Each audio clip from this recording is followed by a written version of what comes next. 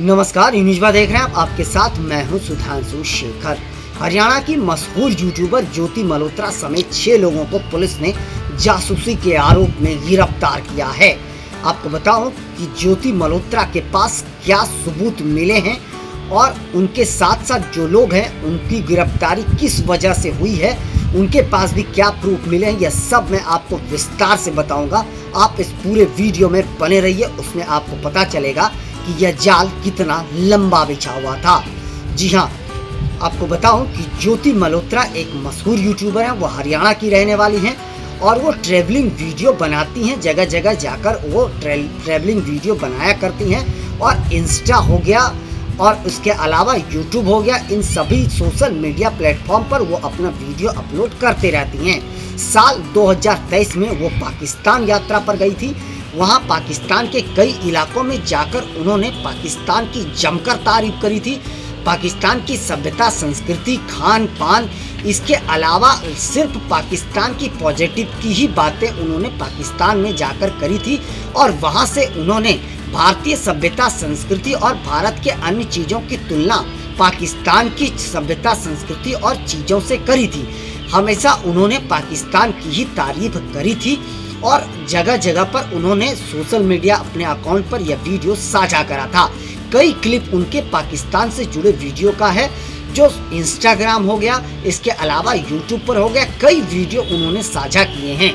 इसके अलावा इस दौरान मैं आपको बताऊं कि ज्योति मल्होत्रा की मुलाकात वहीं पर आईएसआई के कई लोगों से हुई और यह सारे लोगों से जो उनकी मुलाकात हुई उसकी सबसे बड़ा वजह रही कि जब वो वीज़ा के लिए पाकिस्तान हाई कमीशन पहुंची थी दिल्ली में, वहां पर उनकी मुलाकात पाकिस्तान हाई कमीशन के एक कर्मचारी दानिश से हुई थी और दानिश से उनके बेहतर संबंध हो गए थे और दानिश जो हैं उनके इशारे पर वहां पाकिस्तान जाने आने और रहने का खर्च और सारी व्यवस्था ज्योति की कराई गई थी।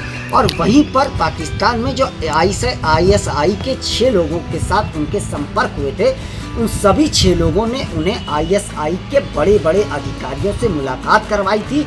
इस दौरान ज्योति की जो संबंध हैं वह आईएसआई के एक बड़े अधिकारियों के साथ गहरे संबंध हो गए।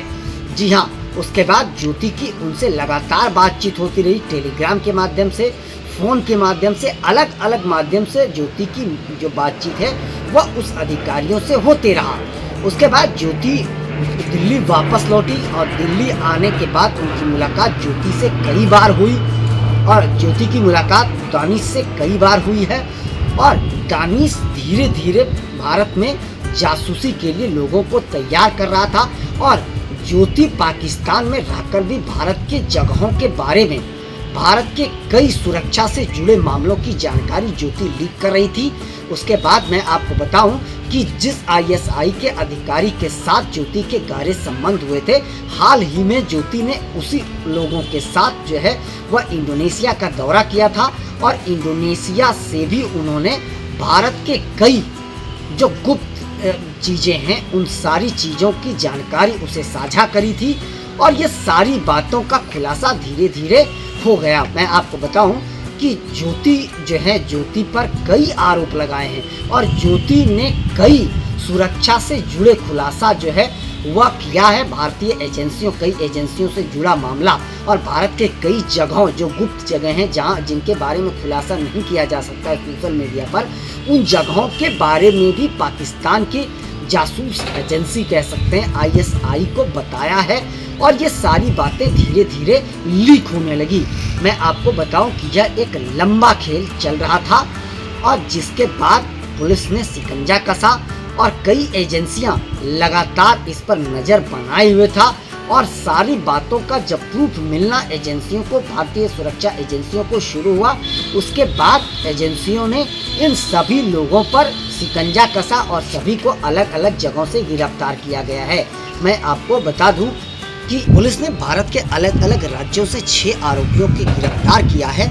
इसमें एक विधवा महिला को पंजाब से गिरफ्तार किया है जो गजाला नाम है जिनका, और वो 32। आपको बता दूं कि दिल्ली पाकिस्तान हाई कमीशन में जो कर्मचारी दानिश थे उस पर जासूसी का आरोप लगा था। भारत सरकार ने जासूसी के आरोप के बाद ही उसे जल्द से जल्द भारत छोड़ने का निर्देश दिया था, जिसके बाद वो पाकिस्तान चला गया था। दानिश भारत में लगातार जासूसी का पांव पसार रहा था। वह लोगों को इकट्ठा करके जासूसी करा के पाकिस्तान को खुफिया जानकारी भारत का भेज रहा था, और जिसमें भारत के कई नागरिकों को वो अपने लपेटे में ले लिया था, और इसमें पैसे का लेन देन भी लगातार जारी था। तो दानिश लगातार भारतीय नागरिकों को अपने शिकंजे में ले रहा था, पैसे का लोभ देकर भारत के लिए जासूसी करा रहा था, और वो सारी जानकारी पाकिस्तान को वो भारत का दे रहा था। और ये बातें भारत सरकार को पता चल गया था, जिसके बाद दानिश को भारत सरकार ने जल्द से जल्द भारत छोड़ने का आदेश दिया था। पहलगाम आतंकी हमले के बाद दानिश पर भारत सरकार ने शिकंजा कसा था, और उनके जासूसी का जो आरोप लगा था दानिश पर, वो सारे आरोपों की जांच की गई, और सब में यह पाया गया कि दानिश जो है लगातार भारत में जासूसी करा रहा है, और भारत के सुरक्षा एजेंसियों या भारत के गुप्त जानकारी जो है पाकिस्तान को भेज रहा है, और पाकिस्तान से पैसे के लेन देन के साथ जो है वह अलग अलग लोगों को उसने बना रखा था अपना।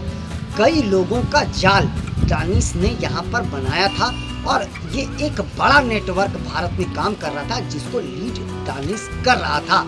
और इसके साथ साथ जिन 6 लोगों पर आरोप लगा है, वो 6 लोग पाकिस्तान के लिए लगातार काम कर रहे थे, और पाकिस्तान को अलग अलग जानकारियां साझा कर रहे थे, और जिसमें दानिश का अहम योगदान था।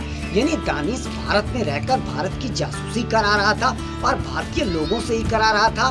पैसे की लेन देन यानी पैसे दे करके वो भारत की जासूसी करा रहा था, और पाकिस्तान को सारी जानकारी वो साझा कर रहा था।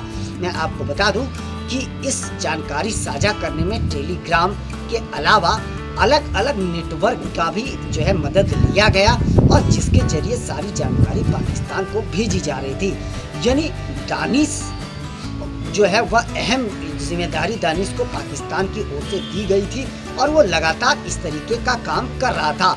हालांकि देखिए, अब सारी बातों का खुलासा हो पाया है।